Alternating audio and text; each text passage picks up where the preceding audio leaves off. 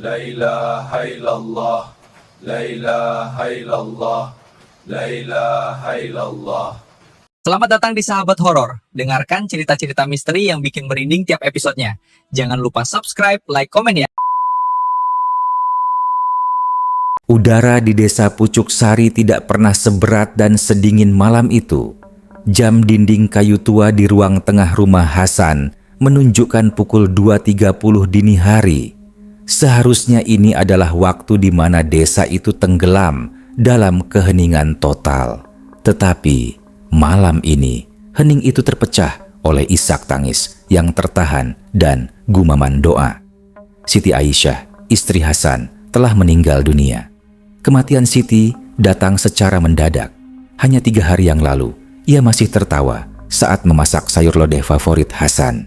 Lalu, demam tinggi datang, diikuti kejang-kejang singkat, dan kemudian diam. Para tetangga yang datang melayat, dipimpin oleh Pak RT Jatmiko yang berkumis tebal, berusaha memberikan penghiburan. Tetapi, suasana duka itu terasa diselimuti oleh sesuatu yang lebih gelap dari sekadar kesedihan. Masalahnya, jenazah Siti tidak menunjukkan tanda-tanda kematian yang normal.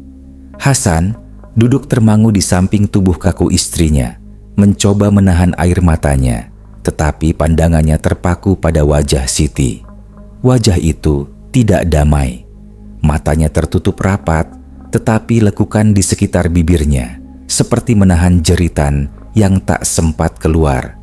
Ada kerutan samar di dahinya yang kaku, seolah ia sedang berpikir keras atau sangat khawatir, bahkan di detik-detik terakhirnya. Ini membuat Hasan sangat resah. Ia berharap melihat ketenangan, namun yang ada adalah ekspresi kegelisahan abadi. Amira, putri tunggal mereka, didorong oleh ibu-ibu tetangga untuk memandikan jenazah ibunya. Prosesi pensucian itu dimulai sekitar pukul 3.30. Hanya 4 wanita tua yang diizinkan masuk, termasuk Mbah Sarinah, yang dikenal sebagai orang paling tua dan paling tahu adat di Pucuk Sari. Di dalam kamar mandi, kejanggalan pertama yang nyata terjadi. Saat air dingin pertama kali menyentuh kulit Siti, terdengar rintihan samar. Rintihan itu sangat halus, seperti desahan nafas terakhir yang dipaksa keluar. Siti, istighfar, nak, ikhlas, bisik salah satu wanita, Buminah, sambil menggigil. Mbah Sarinah, yang tangannya paling dingin dan mahir, segera menengok ke jenazah Siti. Wajah kaku itu tidak berubah, tetapi Mbah Sarinah bersumpah ia melihat kelopak mata Siti bergetar sekilas. Cepat selesaikan, jangan banyak bicara, perintah Mbah Sarinah dengan suara bergetar yang tidak biasa. Ia tahu ini bukan rintihan biasa. Ini adalah suara roh yang menolak pergi, atau setidaknya roh yang belum bisa tenang. Kejanggalan berlanjut. Saat membalikan tubuh Siti untuk membersihkan punggungnya, para wanita merasa tubuh itu tidak sedingin es seperti jenazah pada umumnya. Ada kehangatan samar yang terasa di punggungnya, seperti suhu tubuh orang yang sedang tidur nyenyak. Namun, tentu saja, denyut nadi dan nafasnya sudah nihil. Astagfirullah, bisik Amira, yang sudah pucat pasi. Ia menyentuh tangan ibunya. Tangan itu terasa kaku, tetapi ototnya tidak sepenuhnya rileks. Tangan itu seperti terkepal longgar. Setelah selesai dimandikan, jenazah Siti dibaringkan dan ditutup dengan kain batik yang baru. Ketegangan memuncak saat mereka mulai membentangkan kain kafan putih bersih. Ketika tubuh Siti dibaringkan di atas kain kafan, Pak RT Jatmiko yang berdiri di ambang pintu melihat dengan jelas sebuah fenomena aneh. Di bagian dada Siti, tepatnya di area jantung, kain kafan itu tampak terangkat sedikit, lalu turun, seolah ada nafas pendek yang baru saja ditarik. Gerakannya sangat cepat dan halus, tidak mungkin dilihat jika tidak diperhatikan. Pak RT Jatmiko segera mengucek matanya. Hanya ilusi mata karena kurang tidur. Ia mencoba meyakinkan dirinya sendiri sambil mengelap keringat dingin di pelipisnya. Namun, ia tidak berani mendekat. Semua orang di ruangan itu merasa ada energi yang salah di sekitar jenazah. Sebuah hawa dingin yang menusuk tulang diikuti oleh bau bunga sedap malam yang sangat pekat, padahal tidak ada satupun bunga itu di dalam rumah. Bau itu muncul dan menghilang dalam hitungan detik, meninggalkan semua orang bingung dan ketakutan. Hasan yang duduk di dekat kepala jenazah mencoba meraba kain kafan yang menutupi wajah istrinya. Ia ingin merasa dekat, namun saat tangannya menyentuh area wajah, ia mendengar dengan jelas. Kali ini bukan rintihan, melainkan bisikan. Bisikan itu terdengar seperti namanya dipanggil, Hasan. Bisikan itu datang begitu dekat, begitu jelas, seolah Siti benar-benar membisikinya dari balik kain kafan. Jantung Hasan serasa berhenti. Ia menarik tangannya dengan cepat, gemetar hebat, dan jatuh ke belakang. "Ada apa, Nak Hasan?" tanya Pak Ustadz Rashid yang baru tiba. Hasan hanya mampu menggeleng, tidak sanggup menceritakan bisikan yang ia dengar. Ia takut disangka gila. Pak Ustadz Rashid dengan tatapan mata yang teduh namun tajam mendekati jenazah. Ia membaca ayat-ayat Al-Quran dengan lantang dan khusyuk. Selama Ustadz Rashid membaca, semua kejanggalan seolah mereda. Bau sedap malam hilang, rintihan pun berhenti. Namun, saat Ustadz Rashid selesai, ia menghela nafas panjang, menatap Hasan dan berkata, "Ada sesuatu yang mengganjal. Jiwa almarhumah belum sepenuhnya rela, atau ada pesan yang harus disampaikan. Kita harus berdoa agar prosesi besok lancar." Malam itu, tidak ada satupun warga atau keluarga yang benar-benar bisa tidur. Mereka semua menunggu fajar, berharap matahari akan mengusir kegelapan dan misteri yang menyelimuti kematian Siti Aisyah. Setiap helaan nafas terasa berat, dan setiap bayangan yang bergerak dianggap sebagai pertanda bahwa Siti mungkin sekali lagi masih bernafas. Kegelisahan itu menggerogoti hati setiap orang di desa Pucuk Sari. Jenazah itu yang seharusnya membawa kedamaian, justru membawa ketakutan yang mencekam. Fajar memang telah tiba, tetapi ia tidak membawa ketenangan seperti yang diharapkan Hasan dan warga Pucuk Sari. Setelah dimandikan dan dikafani dengan penuh ketakutan, jenazah Siti Aisyah kini diletakkan di dalam keranda kayu tua berwarna coklat gelap, ditaruh di ruang tamu yang telah disulap menjadi tempat persemayaman. Pagi itu, lebih banyak orang berdatangan, tetapi suasana duka bercampur ketakutan membuat mereka lebih banyak berbisik daripada berbincang. Rencana pemakaman ditetapkan segera setelah sholat zuhur. Seluruh keluarga dan tetangga bergantian menjaga keranda, sebuah tugas yang kini terasa lebih seperti menjaga bom waktu daripada menjalankan kewajiban. Amira, sang putri, adalah orang yang paling terpukul. Selain kehilangan ibunya, ia dihantui oleh rintihan yang ia dengar saat memandikan jenazah dan ekspresi kaku ibunya yang seolah meminta pertolongan. Amira memutuskan untuk duduk paling dekat dengan keranda. Ia membawa ponselnya, meskipun merasa bersalah melakukannya. Dorongan aneh dari rasa penasaran bercampur ketakutan memaksanya. Ia harus merekam, membuktikan bahwa rintihan itu nyata, bukan hanya halusinasi yang muncul karena kesedihan. Sekitar pukul 10 pagi, saat ruang tamu relatif sepi karena banyak warga membantu menyiapkan makanan di dapur, Amira menekan tombol rekam pada ponselnya dan menyelipkannya di antara lipatan kain penutup keranda. Ia menjauh sedikit, berpura-pura membaca doa. 5 menit berlalu. Sunyi. Amira mulai berpikir ia bertindak konyol. Namun, saat ia hendak mengambil ponselnya, suara itu datang lagi. Kali ini, rintihan itu tidak halus. Itu adalah rintihan yang jelas, seperti tarikan napas tertahan dari seseorang yang sedang berjuang keras. Suara itu berasal dari dalam keranda, bergema samar di rongga kayu. Amira merinding hebat, air matanya langsung menetes. Tetapi ia memaksa dirinya untuk tetap diam, takut orang lain akan panik jika ia berteriak. Setelah rintihan itu hilang, yang terjadi selanjutnya jauh lebih menyeramkan. Terdengar suara gesekan yang sangat pelan dari dalam keranda, seperti kain kafan yang bergeser atau jari yang menggaruk kayu. Ges, kruk, ges. Jantung Amira berdegup liar. Ia merasa paru-parunya sesak. Ia melihat sekeliling. Pak Hasan sedang di luar bersama Pak Ustadz Rashid. Tidak ada yang melihatnya. Ia harus mengambil ponsel itu. Saat tangannya meraih ponsel, rekaman itu menunjukkan puncak kengerian. Selain suara gesekan, terekam juga bisikan tak berwujud yang jauh lebih jelas daripada yang didengar Hasan semalam.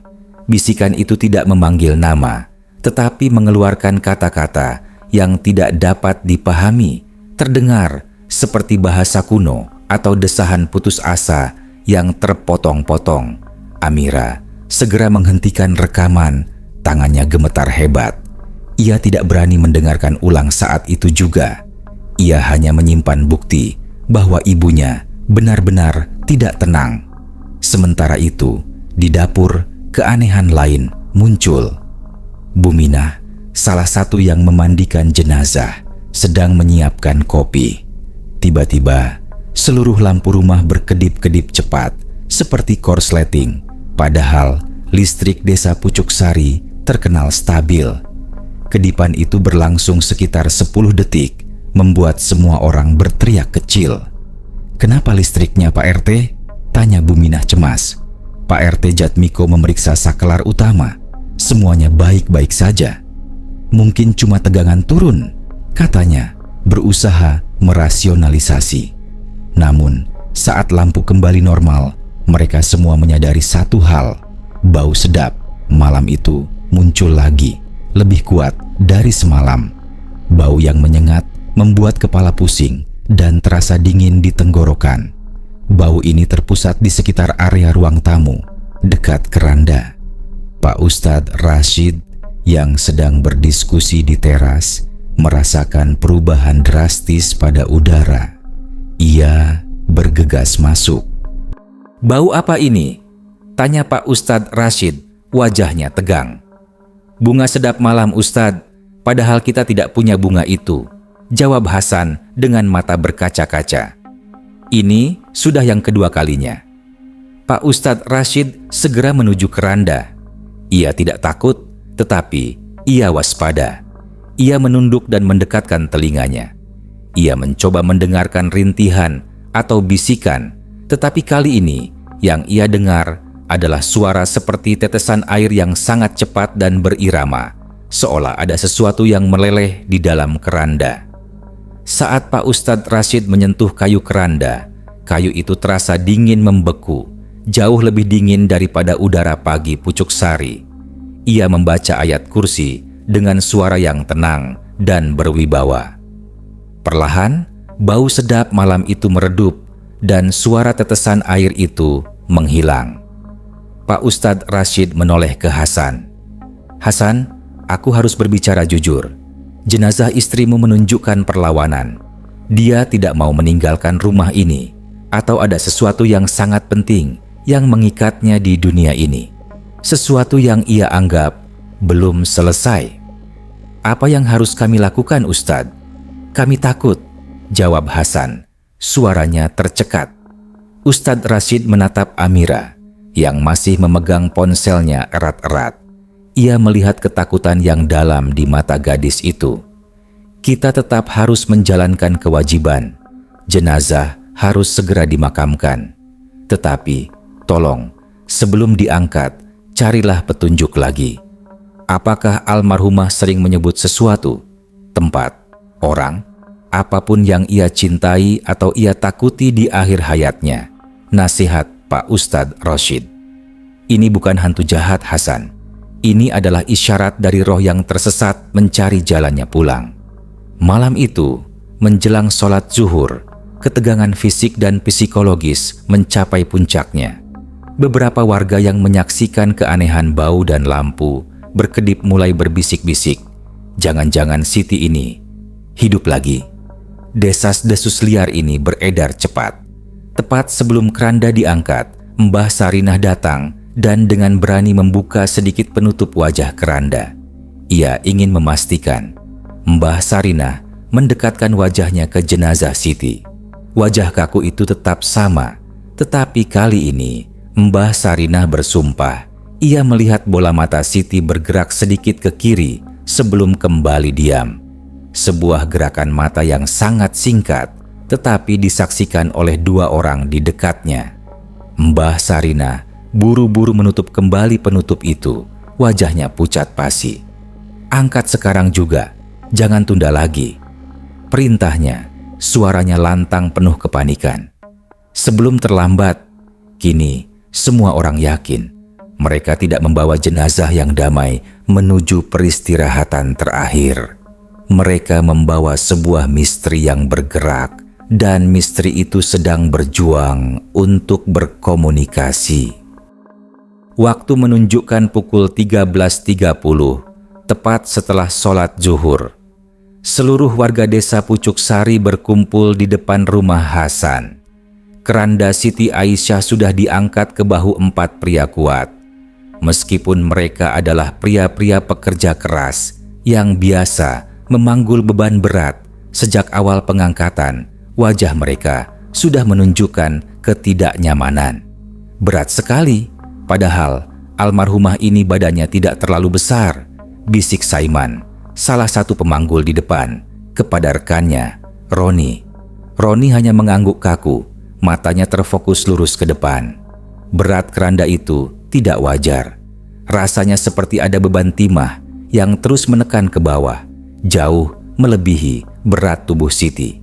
Setiap langkah terasa menguras tenaga, seolah ada energi tak kasat mata yang menarik mereka kembali ke rumah. Pak Ustadz Rashid dan Hasan berjalan tepat di depan iring-iringan. Pak Ustadz terus melafalkan doa dan takbir dengan suara keras, berharap lantunan suci itu dapat meredam kejanggalan yang mereka rasakan. Amira dan Ibunda Hasan berjalan di barisan belakang, menangis dalam diam. Baru sekitar 100 meter mereka berjalan. Saat melewati tikungan pertama desa, keanehan fisik mulai terjadi. Jalanan desa Pucuk Sari sebenarnya rata, tetapi langkah para pemanggul mulai tidak sinkron. Kiri, kanan, jangan buru-buru, seru Pak RT Jatmiko mencoba mengatur. Namun, bukan karena kelelahan, melainkan karena keranda itu sendiri yang bergerak. Saat mereka melangkah maju, keranda di bahu mereka terasa seperti bergetar kecil atau menolak arah jalan. Terkadang, ujung keranda bagian depan terasa terdorong ke atas, seolah jenazah di dalamnya mencoba duduk tegak. Saiman, yang memanggul di kiri depan, merasakan tekanan paling besar. Tiba-tiba, ia merasakan dingin yang ekstrem menusuk punggungnya, meskipun hari itu terik. Rasa dingin itu bukan hanya di bahunya, melainkan menjalar hingga ke tulang sumsum. Ia menggigil hebat. "Tahan, Man, jangan lepas," teriak Roni melihat Saiman hampir kehilangan keseimbangan. "Dingin, sangat dingin," balas Saiman, suaranya tercekat. Ia yakin dingin itu berasal dari jenazah di dalam keranda, dingin yang membawa serta bau sedap malam samar. Di tengah kehebohan langkah yang tidak teratur ini, sekelompok kecil warga yang berjalan paling dekat di samping keranda menyaksikan hal yang paling mengerikan. Kain batik penutup keranda yang menjuntai menutupi sebagian badan kayu tiba-tiba terlihat tertarik masuk ke sela-sela antara penutup dan badan keranda. "Lihat, ada yang menarik kainnya," bisik seorang wanita menunjuk dengan gemetar. Ya, kain itu tertarik ke dalam, seolah jari-jari kaku jenazah Siti mencoba menggenggam material di sekitarnya. Ketika mereka semua menatap ngeri, kain itu dilepaskan lagi, kembali menjuntai seperti semula. Ini terjadi 2 kali.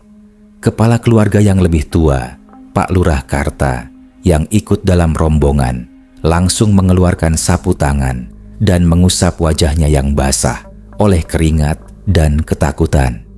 Ia sudah sering memimpin prosesi pemakaman, tetapi ini adalah pertama kalinya ia menyaksikan benda mati berinteraksi dengan dunia luar. "Jangan lihat, baca terus doamu," perintah Pak Lurah Karta kepada warga di sekitarnya. Ia tahu semakin banyak yang memperhatikan, semakin kuat energi keanehan ini. Perjalanan seharusnya hanya memakan waktu 15 menit, tetapi terasa seperti 1 jam penuh siksaan. Beberapa pemanggul sudah berkeringat dingin, wajah mereka pucat pasi. Akhirnya, mereka tiba di persimpangan besar menuju makam tua Pucuk Sari.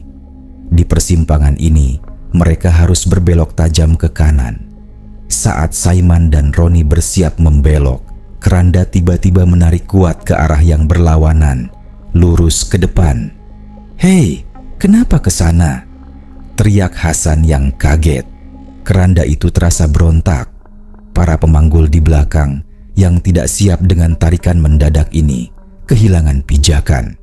Saiman dan Roni yang berusaha menahan akhirnya tidak mampu melawan bobot dan kekuatan aneh yang menarik keranda ke depan.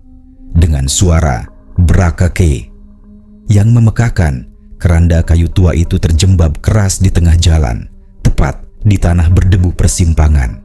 Suara benturan itu diikuti oleh heningan yang menakutkan.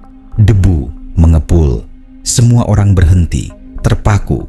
Keranda itu tergeletak dan kini semua mata tertuju padanya, menanti apa yang akan terjadi selanjutnya.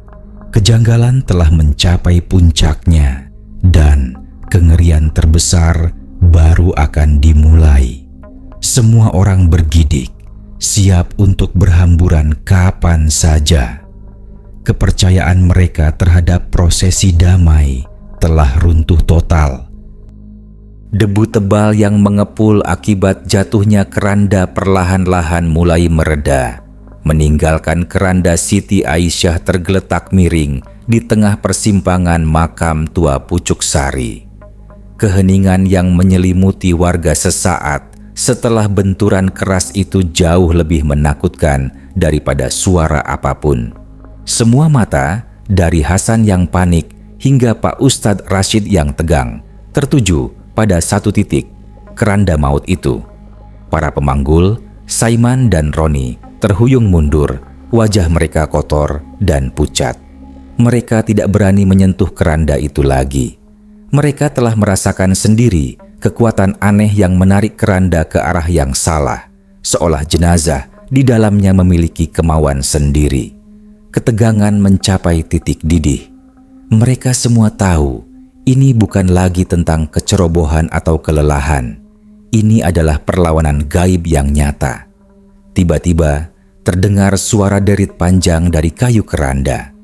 Bagian penutup yang seharusnya terkunci rapat kini bergeser sedikit ke samping karena benturan, menciptakan celah tipis. Melalui celah itu, sekelebat warna putih terlihat. Amira yang berada di barisan belakang menahan napas. Ia sudah ingin berteriak, tetapi suaranya tercekat di tenggorokan. Kemudian, perlahan, dengan kekuatan yang mengerikan dan tidak wajar, penutup keranda itu terangkat.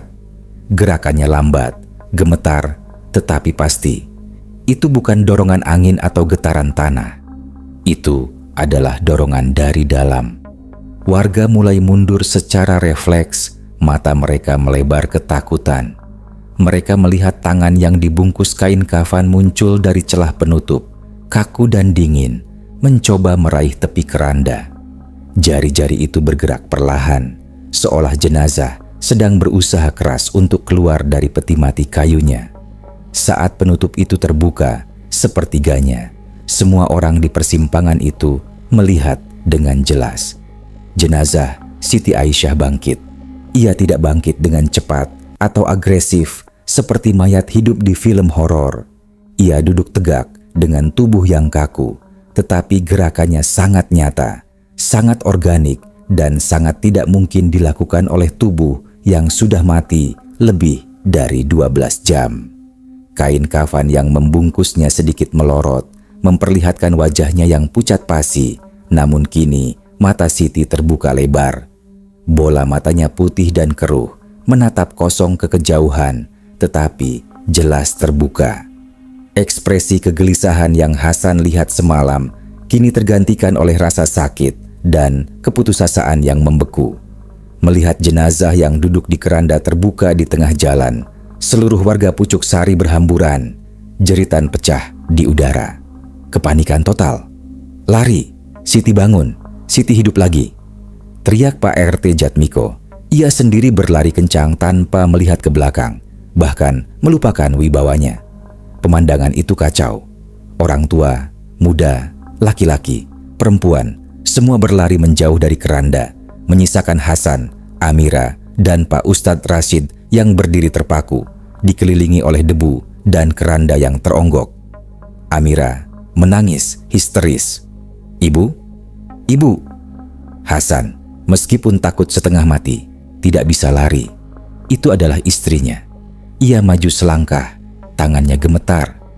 "Siti, kenapa kau Siti? Kenapa kau tidak tenang?" Hasan berbisik parau. Jenazah Siti tidak bergerak ke arah Hasan. Ia tetap duduk tegak, kepala sedikit miring ke samping. Bola matanya yang putih itu perlahan berputar ke arah tertentu, ke arah utara, tempat yang berlawanan dari makam tua yang seharusnya menjadi tujuan mereka. Kemudian, tangan kanannya yang masih kaku terangkat perlahan. Itu bukan gerakan ancaman, itu adalah gerakan yang lemah dan meminta. Jari-jari kaku itu menunjuk ke arah utara itu, arah makam tua, tetapi sedikit menyamping menuju pojok terpencil pemakaman di balik semak-semak bambu. Siti mencoba mengeluarkan suara. Bibir kaku itu sedikit terbuka dan terdengar suara mendesis yang samar, bukan kata-kata, tetapi sebuah desakan yang putus asa. Setelah menunjuk dan mendesis sesaat, energi itu seolah habis. Tubuh kaku Siti rebah kembali ke dalam keranda dengan suara gedebuk yang mengerikan. Matanya kembali tertutup. Ia terdiam. Kaku. Jenazah. Hasan ambruk ke tanah. Lega sekaligus hancur. Ini bukan serangan. Ini adalah isyarat. Pak Ustadz Rashid yang selama kepanikan hanya diam mengamati dengan mata tajam, segera bergegas maju. Dia melihat persis kemana tangan Siti menunjuk. "Hasan, Amira, tenang!" Suara Pak Ustadz Rashid lantang dan menenangkan. Dia tidak jahat. Dia berkomunikasi. Ustadz Rashid membalikkan keranda agar kembali tegak. Ia menutup penutupnya, tidak lagi takut. Isyarat itu jelas. Dia menolak jalan ini. Dia meminta sesuatu. "Cepat, Amira, kau harus ingat. Apakah almarhumah pernah menyebut ingin dimakamkan di suatu tempat yang spesifik? Di dekat siapa?" Hasan dan Amira yang masih terisak saling pandang. Mereka harus mengingat detail terkecil dalam keputusasaan ini. Detail yang akan menentukan kedamaian abadi Siti. Persimpangan yang beberapa menit lalu dipenuhi teriakan histeris, kini hanya menyisakan keranda Siti, Hasan, Amira, dan Pak Ustadz Rashid. Warga lain masih bersembunyi di balik semak-semak dan rumah terdekat, terlalu takut untuk kembali, tetapi cukup penasaran untuk mengintip. Pak Ustadz Rashid dengan ketenangan yang luar biasa berlutut di samping keranda yang kini kembali tertutup. Ia menekan tangannya di atas penutup kayu, membaca doa-doa penenang dan memastikan tidak ada lagi pergerakan. Jenazah Siti kini terasa berat dan dingin kembali, benar-benar mati, seolah energi yang membuatnya bangkit sesaat telah terkuras habis untuk memberikan isyarat terakhirnya. "Hasan, Amira," panggil Pak Ustadz Rashid tegas. menarik perhatian keduanya yang masih syok. "Lihat aku. Kalian tidak boleh larut dalam ketakutan. Jika ini adalah gangguan murni dari makhluk jahat, jenazah akan menyerang. Tapi ini tidak." Dia meminta. Dia menunjuk. "Dia menunjuk ke sana, Ustadz," kata Hasan, menunjuk arah yang sama dengan yang dilakukan istrinya. "Tapi itu hanya semak-semak di pinggir makam tua." "Justru itu kuncinya," potong Pak Ustadz Rashid. Ia berdiri, matanya menyapu area yang ditunjuk oleh Siti. Area itu memang tampak terpencil, berada di sudut belakang pemakaman tua Pucuk Sari, dipenuhi rumpun bambu yang lebat. "Kalian harus jujur padaku, sejujur-jujurnya," desak Pak Ustadz Rashid, menatap Hasan dan Amira bergantian. Apa yang paling dikhawatirkan Siti sebelum meninggal? Apa yang sering ia sebut? Apa keinginan yang ia pendam? Kalian tahu ikatan batinnya pasti kuat. Amira, yang masih terisak, mencoba menarik napas dalam-dalam. Ia mulai mengingat-ingat.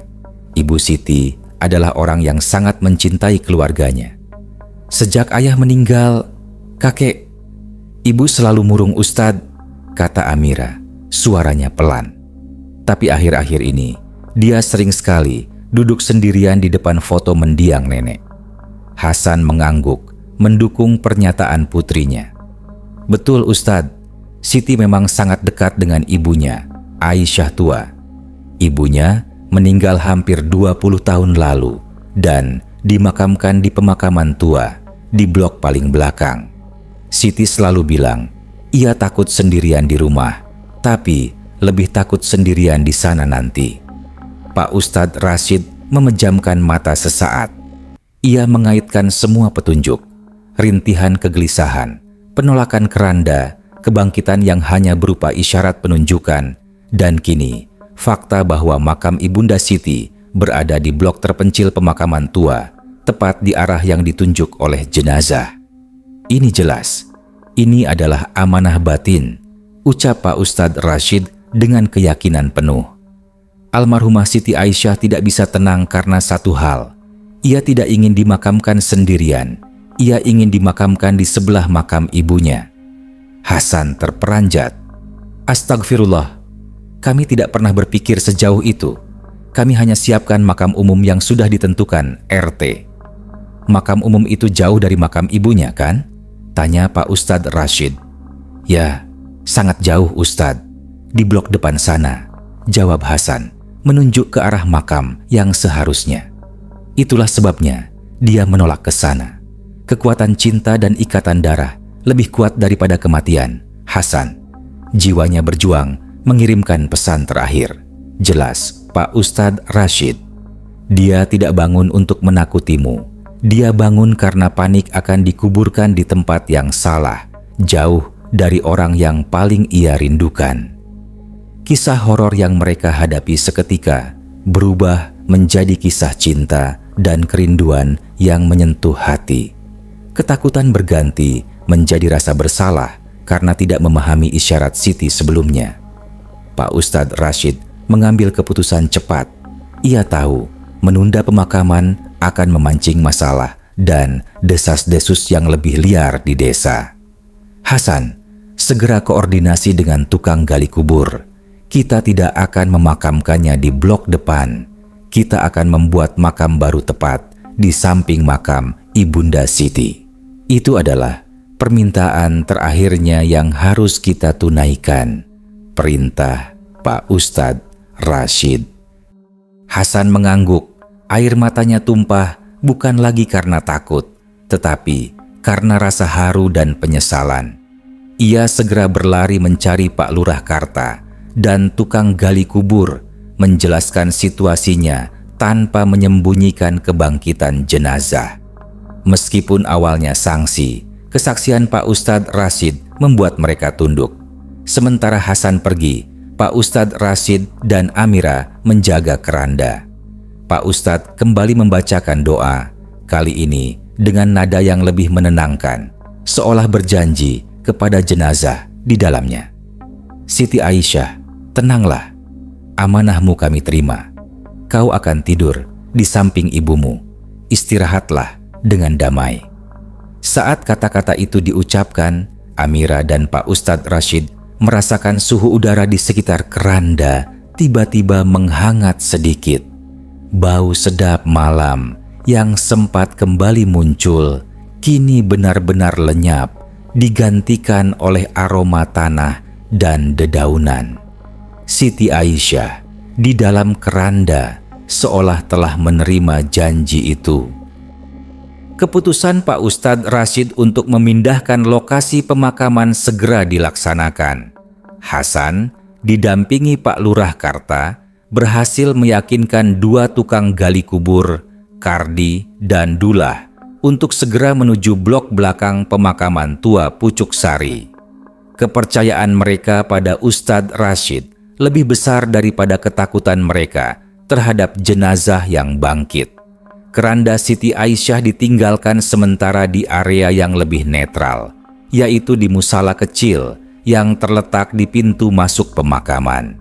Di sana, keranda diletakkan di tempat yang bersih, jauh dari kerumunan warga yang masih enggan mendekat. Amira dan Pak Ustadz Rashid menjaga keranda itu. Amira, meskipun masih sedikit trauma, kini memeluk keranda ibunya dengan rasa haru yang mendalam. Ia merasa lega karena akhirnya mereka mengerti apa yang ibunya rasakan. Sementara itu, Kardi dan Dullah dipandu Hasan tiba di lokasi yang dituju, area terpencil di bawah rumpun bambu, tempat nisan tua Ibunda Siti Aisyah berada.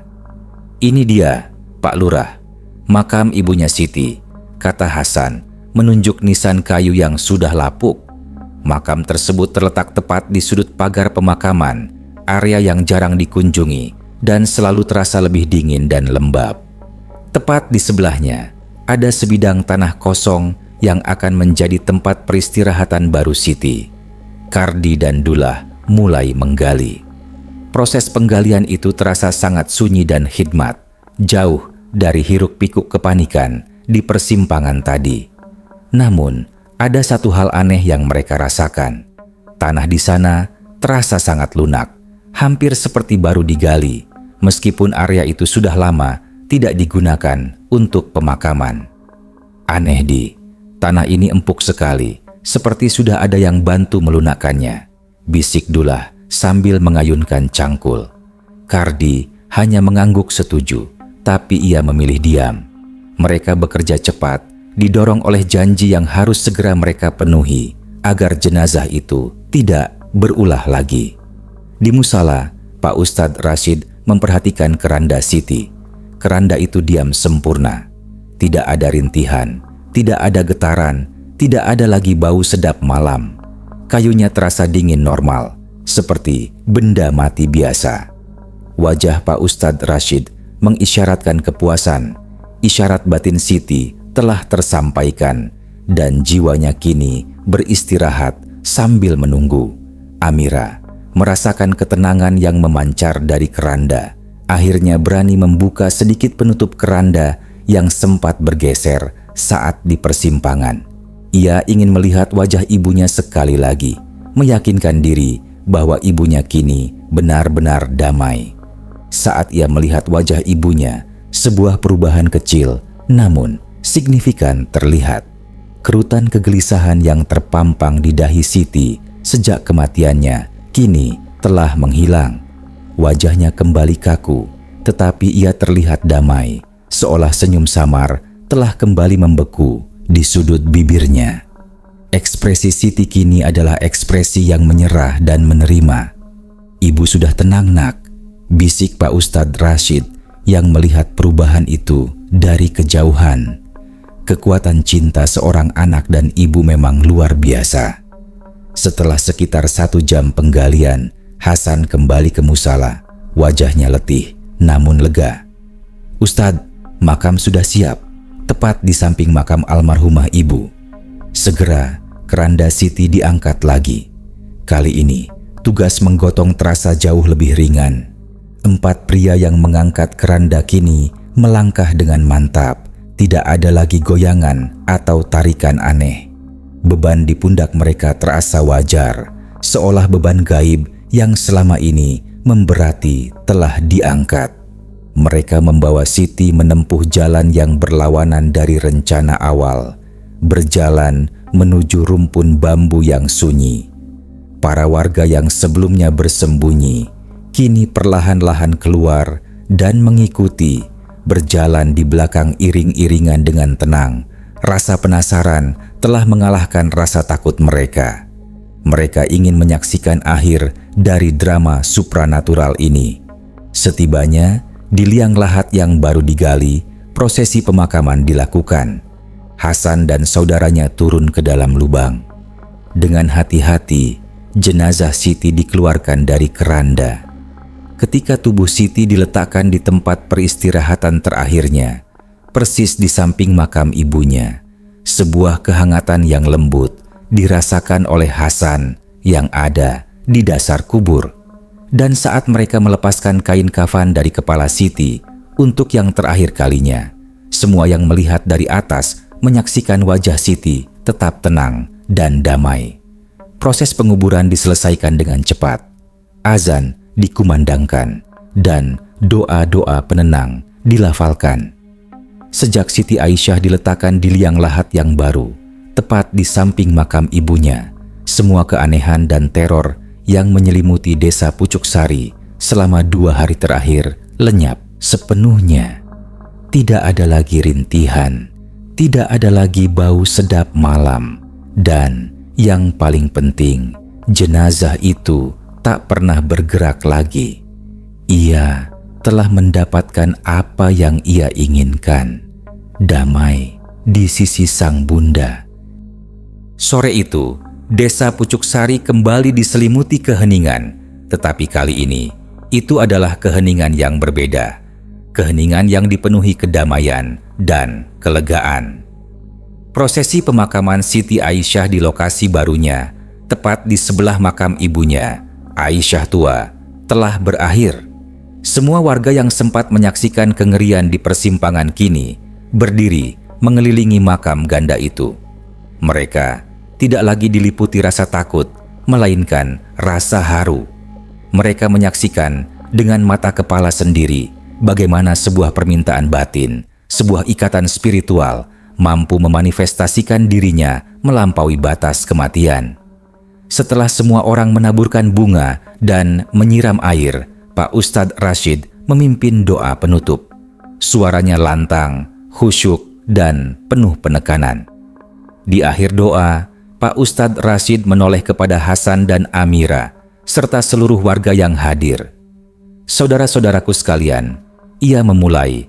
Suaranya kini beralih ke nada ceramah yang menenangkan. Apa yang kita saksikan 2 hari terakhir adalah sebuah pelajaran besar tentang kekuatan roh dan ikatan batin. Jenazah Siti Aisyah tidak bangkit karena amarah atau dendam. Ia bangkit karena cinta dan kerinduan yang tak tertahankan kepada ibunya. Ia menjelaskan bahwa rintihan, kejanggalan, keranda yang memberat, hingga kebangkitan dan isyarat tangan kaku Siti, semuanya adalah upaya putus asa dari jiwanya yang belum rela pergi, takut dikuburkan jauh dari satu-satunya tempat yang ia anggap rumah sejati, di samping sang bunda. Siti Aisyah memberikan kita isyarat paling dramatis dalam hidupnya. Ia menolak jalan ke makam lama. Ia menunjuk ke arah ini, ujar Ustadz Rashid, menunjuk makam di bawah rumpun bambu yang kini terasa sejuk dan teduh. Sejak keranda diletakkan di musala, setelah janji kita sampaikan, jenazah Siti tak pernah lagi menunjukkan tanda-tanda perlawanan. Ia diam, ia tenang, karena amanahnya telah kita penuhi. Wajah Hasan dan Amira kini tidak lagi basah oleh air mata ketakutan, melainkan air mata haru. Mereka akhirnya bisa menarik napas lega, mengetahui bahwa ibu dan istri tercinta mereka kini telah mendapatkan tempat peristirahatan terakhir yang ia inginkan. Amira menyentuh nisan baru ibunya, lalu nisan neneknya, merasakan koneksi yang damai di antara keduanya. Saiman dan Roni, 2 pemanggul yang mengalami teror beratnya keranda, maju dan bersaksi. "Keranda tadi terasa seberat timah, Ustadz," kata Saiman. "Tapi saat kami mengangkatnya ke sini, menuju makam baru ini, rasanya ringan sekali, seperti hanya membawa keranda kosong." Kesaksian ini menguatkan keyakinan warga. Semua orang kini percaya entitas yang memberati keranda itu adalah jiwa Siti sendiri yang menahan raganya agar tidak dibawa ke tempat yang salah. Setelah permintaannya dikabulkan, jiwa itu melepaskan raganya, membiarkannya pergi dengan damai. Pak Ustadz Rashid menyimpulkan, kita harus ingat, sebelum meninggal, Siti Aisyah adalah manusia yang baik, penuh kasih, roh orang baik, meskipun terganggu, akan selalu mengirimkan isyarat, bukan kutukan. Ini adalah kisah pengorbanan terakhir, pengorbanan untuk memastikan ia bisa tidur nyenyak di samping ibunya. Ia menasihati warga agar selalu peka terhadap isyarat dan keinginan orang-orang terkasih, bahkan di detik-detik terakhir kehidupan mereka, agar tidak ada lagi jiwa yang harus bangkit dari peti mati untuk berkomunikasi. Saat matahari mulai terbenam, bayangan rumpun bambu jatuh menaungi dua makam yang berdampingan itu. Suasana itu kini terasa indah, khidmat, dan penuh makna. Semua orang berpamitan membawa pulang cerita yang tidak akan pernah mereka lupakan. Kisah tentang jenazah yang menolak dimakamkan sendirian. Mereka tahu kisah ini bukan sekadar legenda hantu. Ini adalah kisah tentang ikatan batin yang melampaui ilmu pengetahuan dan logika. Sebuah fenomena yang di kedalaman jiwa mereka yakini sangat mungkin terjadi di dunia nyata. Bahwa cinta sejati, kerinduan sejati memiliki kekuatan yang abadi. Hasan dan Amira adalah yang terakhir meninggalkan pemakaman. Mereka menatap kedua nisan itu, merasakan kedamaian yang mendalam. Sejak saat itu, mereka tahu Siti tidak akan pernah lagi resah. Jenazah Siti Aisyah tak pernah bangun lagi. Ia akhirnya menemukan kedamaian abadi di pelukan terakhir yang paling ia rindukan, samping makam ibunya.